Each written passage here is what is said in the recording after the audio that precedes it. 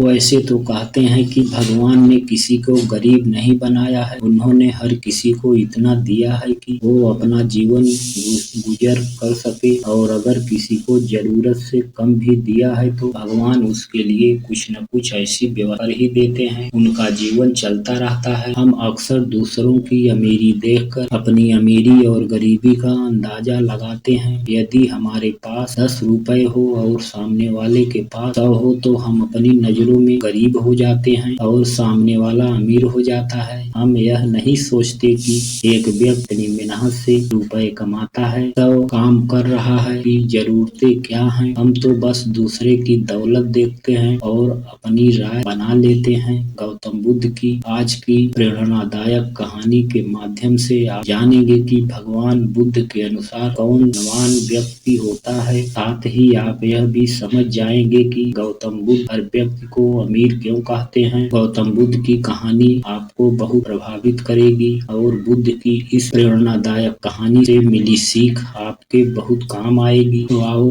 कहानी की शुरुआत करते हैं। एक बार की बात है, ऐसा हुआ एक राज्य के राजा ने गौतम बुद्ध को कुछ दिनों के लिए अपने राज्य में आने का निमंत्रण दिया। बुद्ध ने उस राजा का निमंत्रण स्वीकार कर लिया और अपने कुछ शिष्यों के साथ राज्य के में चल गए। राजा ने बुद्ध को मुलाकात की और उनसे कुछ दिन वहां रहकर अपने राज्य के लोगों की समस्याओं का समाधान करने और उन्हें धार्मिक मार्ग पर चलने की शिक्षा देने का अनुरोध किया। महात्मा बुद्ध ने राजा की बात मान ली और इस राज्य में 3 दिनों के लिए एक धार्मिक परिषद आयोजित करने का निर्णय किया। गौतम बुद्ध के आगमन की खबर पूरे राज्य में फैल गई और धार्मिक सभा के पहले दिन ही बहुत से लोग आए।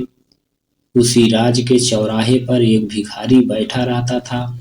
उसे भी गौतम बुद्ध के आने की खबर मिली थी, लेकिन वह सोचने लगा कि धर्म सभा में जाकर और यहाँ बैठकर उसे क्या मिलेगा।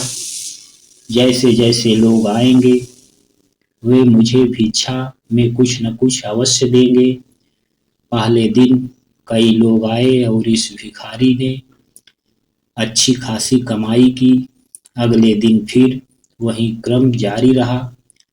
भिखारी ने भीख मांगने के साथ साथ यह भी देखा कि धार्मिक सभा में जाते समय लोग उदास और दुखी रहे और उन्होंने उसे कुछ दिया भी नहीं। जब वह बुद्ध से मिलकर वापस आते तो बहुत खुश दिखाई पड़ते थे और खुशी खुशी भिक्षा भी देते थे। यही सोचते सोचते दूसरा दिन भी बीत गया। तीसरे दिन जब बहुत कम लोग आए तो भिखारी परेशान हो गया। उसने कमाई नहीं की। उसने सोचा कि बुद्ध तो सबकी समस्याओं का समाधान दे रहे हैं, तो क्यों न मैं भी उनके पास जाऊं और अपनी गरीबी दूर करने का उपाय पूछूं। ऐसा सोचकर वह भी धर्म सभा में गया, लेकिन वहां लंबी कतार थी। बड़ी मुश्किल से उनकी बारी आई। बुद्ध के पास पहुंचकर उसने प्रणाम किया और कहा, प्रभु, इस गांव में सभी लोग सुखी हैं और सभी लोग धनवान तथा सुख सुविधा संपन्न हैं, फिर मैं गरीब क्यों हूँ। तुम गरीब हो क्योंकि तुम हमेशा दूसरों से मांगते रहते हो, लेकिन कभी किसी को कुछ नहीं देते हो। भगवान बुद्ध ने उस भिखारी को देखा।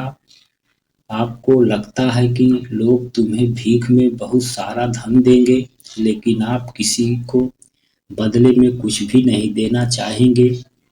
यह सुनकर भिखारी बड़े आश्चर्य से बोला, हे प्रभु, क्या मैं लोगों को कुछ दूंगा? मैं भीख मांगकर ही गुजारा करता हूँ। मेरे पास देने को आखिर है क्या? बुद्ध कुछ देर के लिए चुप हो गए और कुछ देर रुक कर बोले, तुम बहुत मूर्ख हो। भगवान ने तुम्हें और हम सभी को किसी को देने या दूसरों के साथ बांटने के लिए बहुत कुछ दिया है। आपने एक मुस्कान दी है जिसे आप दूसरों के साथ साझा कर सकते हैं और उन्हें आशा और उम्मीद दे सकते हैं। तुम्हें आवाज़ दी गई है जिससे तुम मीठे बोल बोलकर लोगों की प्रशंसा कर सकते हो। तुम्हें दो हाथ दिए हैं जिससे तुम भीख मांगने के बजाय कड़ी मेहनत कर सकते हो।